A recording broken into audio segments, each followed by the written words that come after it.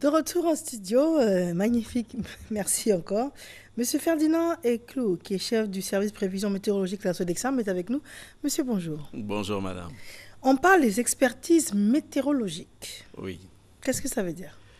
Bon, si vous, on avait déjà commencé ce thème la semaine passée, les expertises météorologiques.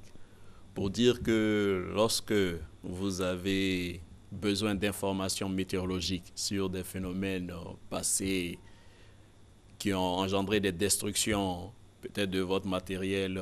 J'avais pris l'exemple la dernière fois de la maison. Vous avez votre maison et on a des vents forts qui viennent comme ça et qui décoivrent votre maison. Donc vous dites au constructeur que la maison n'a pas été bien faite, tout ça, qu'au premier coup de vent que vous avez eu, il y a eu destruction de votre maison. Donc, il peut demander aussi une expertise météorologique pour se rassurer que cette maison a été décoiffée suite à un phénomène météorologique. Donc, c'est pour cela il a la possibilité de se référer à la Sodexam puisqu'elle dispose d'une base de données assez importante. Vous avez dit qu'il part sur 30 ou 40 ans? Oui, qui va sur 30 ou 40 ans en fonction des paramètres que vous allez demander. Parce que les enregistrements même ont commencé depuis les années 1900. Donc, pour certains paramètres, on peut aller jusqu'à 1900. Vous voyez, ça 1900. fait pratiquement 100 ans pour lorsqu'on avait les premières stations météorologiques qui ont été implantées en Côte d'Ivoire par les colons. Donc, ces données-là existent toujours. Et si vous avez... Bon, je sais que présentement, on ne va pas demander des données qui vont... Bon, on ne sait jamais, peut-être pour certains travaux. Mais pour quelqu'un qui a une expertise comme ça, il peut toujours se référer à la Sodexam pour demander des informations sur les valeurs de vent ou la quantité d'eau qui est tombée, ainsi surtout même la température, peut-être ayant des choses qui ont entraîné des destructions au niveau de ces édifices ou bien de ces équipements. Alors, quand on ramène les choses aux citoyens lambda, les cas les plus récurrents, c'est effectivement une maison qui est décoiffée, donc on cherche un recours auprès du constructeur en disant que ça a été mal fait. Oui. Là, on sollicite votre expertise. Oui, Vous avez également des problèmes d'inondation. oui, Dans certains quartiers, on a souvent vu ça. Les habitants se réveillent les pieds dans l'eau.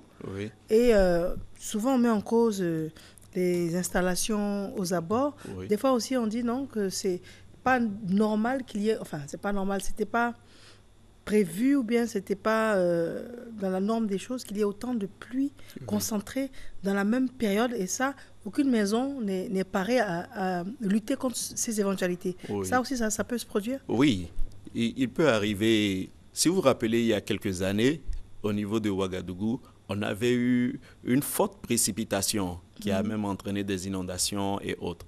Parce que le cumul d'eau qui est tombé en si peu de temps sur la région n'a pas pu être évacué par les canaux d'irrigation, tout ça qui était là. Ce phénomène peut arriver aussi dans nos régions, où pour des sols qui sont habitués à recueillir une certaine quantité d'eau, ce jour-là, si on a un phénomène météorologique extrême qui engendre des quantités de précipitations extrêmement importantes, on peut se retrouver dans des cas d'inondation qui peuvent ne pas être liés aux édifices. Mais ce que nous recommandons le plus souvent, c'est de ne pas obstruer les voies d'irrigation, c'est-à-dire les canaux d'eau et autres. Parce que les constructeurs, avant même de faire un quartier et autres, vont toujours rechercher les informations météorologiques pour savoir quelles sont les quantités d'eau qui sont susceptibles de tomber sur la région ou la zone où ils sont en train de construire afin d'éviter ces genres de dégâts. Mais il peut arriver qu'on ait des pluies exceptionnelles dans certaines régions. Ça aussi, vous pouvez vous référer à la Sodexam pour avoir des informations sur les quantités d'eau qui sont tombées pendant la période concernée. Quelqu'un qui construit sa maison et qui vous sollicite pour savoir s'il peut couler la dalle, par exemple, ou des choses comme ça. Là aussi, c'est possible. Sa maison, elle est au milieu de l'engrais à tel endroit, rue tant, ceci, cela. Oui, ça, c'est possible. Parce que je le dis, tout va dépendre de l'ampleur du phénomène météorologique qui est en train d'arriver. Pour quelqu'un qui veut couler son béton, en regardant, en ce moment-là, on va lui faire ce qu'on appelle une assistance, je dirais, journalière. C'est-à-dire, le jour où il veut construire ou bien couler son béton, il peut appeler la Sodexam et nous préciser à peu près la période où il veut le faire. Et on va l'orienter. C'est d'ici ce jour-là, en regardant les images satellites, l'expert en météorologie se rend compte qu'on a un phénomène météorologique d'une grande ampleur qui est en train d'arriver. Et en regardant ça, il sait qu'on aura des quantités d'eau assez importantes. Il informera l'usager que présentement, ce n'est pas propice qu'il fasse le béton. Voilà. Et il prendra, et en surveillant toujours le temps, on verra à partir de quel moment lui donner l'information qu'il peut continuer ses travaux. Sinon, cette assistance-là se fait déjà. Il y a certains usagers, quand ils ont besoin de faire des travaux comme ça, se réfèrent toujours à la Sodexam et nous leur faisons cette assistance-là au jour le jour si les travaux doivent perdurer dans le temps. Et quelle est la marge d'erreur? Bon, en général, lorsqu'il s'agit d'une assistance, je dirais au jour le jour, pour ne pas dire à l'heure, pratiquement, la marge d'erreur est quand même assez faible. Mais il peut arriver, il peut arriver qu'un phénomène local puisse donner quelques pluies. Les phénomènes locaux sont assez difficiles à cerner sur les images satellites. Un phénomène local? Ça veut dire un phénomène qui n'a pas une grande ampleur. Ça veut dire qu'il est localisé sur une zone précise. Par exemple, vous prenez l'exemple du engrais, quelqu'un qui veut couler son béton au niveau de engrais, voilà, dans cette zone. Si, en regardant les images satellites, on se rend compte qu'il n'y a pas un phénomène météorologique important, comme des lignes de grains, ce qu'on appelle des lignes de grains, c'est des alignements de cellules orageuses. Donc, ces cellules orageuses, en se déplaçant, vont générer des rafales de vent extrêmement fortes et donner beaucoup de pluie. De tels phénomènes, on arrive à bien les capter sur les images satellites. Mais sur votre quartier, un nuage peut se développer et donner une précipitation. De telles formations nuageuses sont difficilement cernées par les images satellites. Et vous ne pourrez voir que ce phénomène que pratiquement au moment où il va se manifester. Ça veut dire environ 30 à 15 minutes avant que la pluie ne tombe. Donc, c'est ce qui fait qu'il est assez difficile de capter. Mais malgré tout, on arrive à voir. Mais seulement le temps qu'on a pour informer l'usager est très fou. C'est un peu ça qui peut poser problème. Sinon, les images satellites les plus récentes vous donnent les informations encore plus précises. Voilà. Maintenant, lorsqu'on traverse une zone, des fois, il y a un grand soleil. À un moment donné, il y a de la pluie. Et au moment où on ne s'y attend pas, le sol est sec et encore le soleil. Oui. Ça s'explique un peu par la grande variabilité du paramètre qu'on appelle pluie. La pluie est un paramètre extrêmement variable. Donc, c'est pour cela qu'il est assez difficile de pouvoir dire qu'il va pleuvoir sur cette zone donnée ou sur telle autre à cause de cette difficulté de pouvoir cerner la pluie.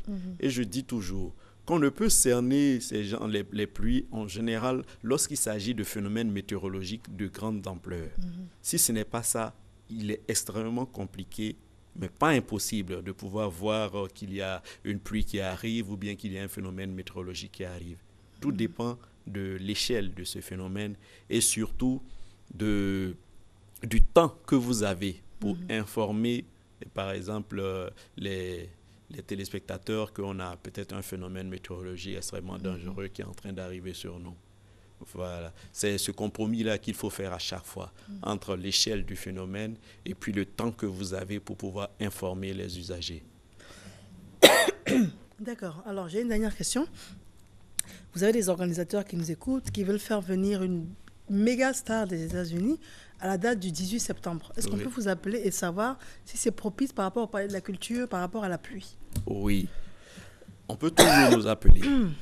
Par exemple, pour l'organisation des Jeux de la francophonie, pour pouvoir caler les périodes, les périodes de jeu, il faut tenir compte des conditions météorologiques. Oui. Donc, pour cela, on se réfère souvent à la Sodexam pour avoir des informations, puisque nous avons des données climatiques et on sait à peu près en telle période de l'année, nous sommes en quelle saison. Vous ne pouvez pas réellement organiser des jeux pendant le mois de juin ou le mois de mai, puisque nous savons que ce sont les 2 mois les plus pluvieux au niveau de la Côte d'Ivoire. Et après cette saison pluvieuse qui prend généralement fin vers la mi-juillet, on sait que la période qui suit devient une période propice pour l'organisation des Jeux. Comme présentement, vous voyez qu'on a un ciel qui est pratiquement couvert tout le temps, il ne fait pas vraiment chaud et vous n'avez que de la bruine. C'est-à-dire la bruine ou de fines pluies. C'est ce qu'on a présentement. Ce n'est pas des choses à gêner une activité sportive. Donc, les organisateurs ont tenu compte aussi de ces conditions météorologiques avant de pouvoir fixer des dates pour ces Jeux-là. Donc, quel que soit l'événement que vous voulez organiser, vous pouvez toujours vous référer à la SODECSAM pour avoir la période de l'année qui est propice pour l'organisation de ces phénomènes-là. Très bien. On vous joint comment? Pour joindre la SODECSAM, vous pouvez appeler le 21 58 20 01. 21 58 20 01. D'accord. Je vous remercie d'être venu. Je le rappelle, M. Ferdinand Eclou, chef du service prévision météorologique à la SODECSAM. Merci, madame. Merci à vous. Ouais.